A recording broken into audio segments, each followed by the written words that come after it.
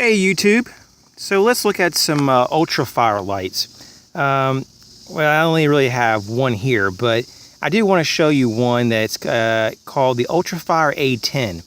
It's been out for many years. I'd say at least 5 to 6 years. They probably have changed over time. The LED in terms of that light emitting, diode emitter. But this is a genuine Ultrafire A10, and it has this very nice knurling. It's not overly aggressive, but it has a little bit of traction that's perfect, and it uses a AA battery, and it has a nice aluminum housing on it. It has a glow-in-the-dark tail switch, which is recessed just enough, and you can put a lanyard on there as you wish. It doesn't have the capability to put a pocket clip, to my knowledge. They may make one that can slide on here, but I've never seen them, and I never had one. So that's why I got this little case for a couple more dollars. This is an Ultrafire flashlight case. Very simple. Has a little belt loop here and a little D-ring. You can hook it on something or tether it to something. So that's what I went with, and that's what I keep it in. The output, though, I don't really remember. It's been so long, 5 or so years since I've had this. But I do think it's probably putting out between 100 and 120 lumens, and it has a pretty decent focus lens with enough spill to be more than adequate to maneuver around the house and around the property. Now this one right here is kind of like the wannabe Ultrafire. It's kind of like a replica of it, as you can tell. They've tried to copy it to some degree, not totally successful. But this is called the Small Sun. This particular model is the ZY-C41, and it has supposedly a CREE technology, a CREE LED. And this one is not as bright as the Ultrafire, and the aluminum housing, tubing is a little more slick and less aggressive, if you can even see the difference there. Also, this light just seems to have a lot more problems with intermittent outages. You might move it a certain way and it'll go out, or it runs through batteries faster. I don't think it's regulated, like the Ultrafire. So, even the tail cap switch is not glow in the dark. It's just black.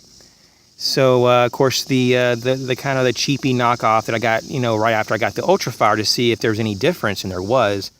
This was like under $10, and I think this Ultrafire A10 was just a little over $10 if memory serves me correctly.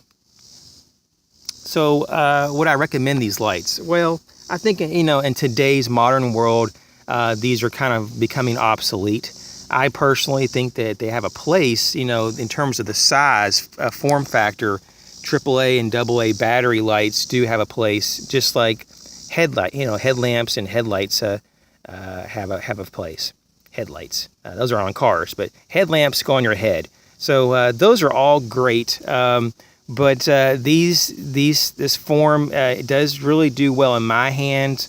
It's just perfect size to get the full grip on it, and I still use them. It's just that with the better technologies and better run times and better LEDs, I just probably wouldn't do this. I don't even know if they're made anymore.